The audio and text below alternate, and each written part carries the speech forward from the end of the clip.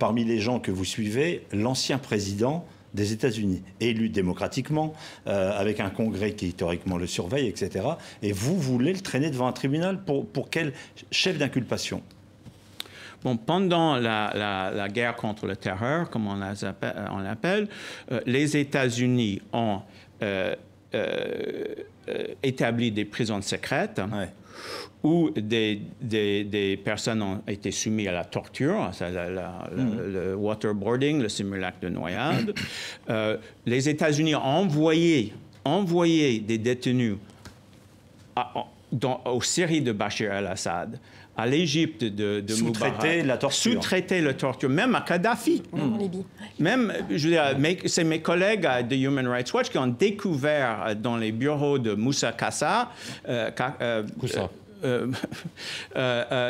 donc des archives où les États-Unis et la Grande-Bretagne ont envoyé des personnes à Kadhafi pour être interrogés avec même les questions. Bush voulait le faire inculper.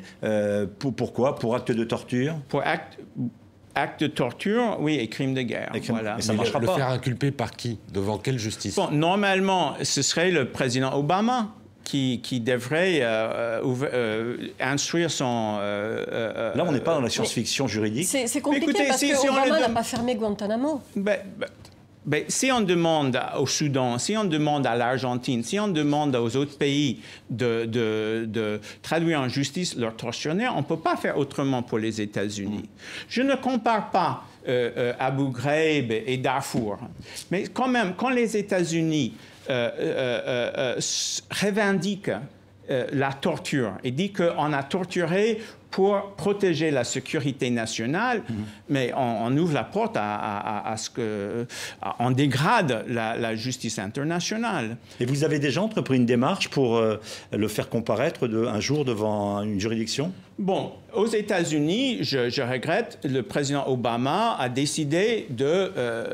évidemment, il a arrêté les actes de torture.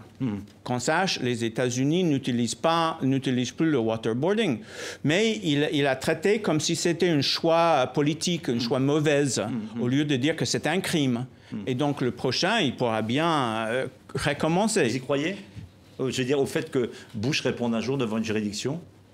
On n'aurait jamais dit que Pinochet ni Senabre répondraient. Donc, mais au moins, il ne voyage pas. Il a annulé un voyage en Suisse parce qu'il y avait des plaintes déposées.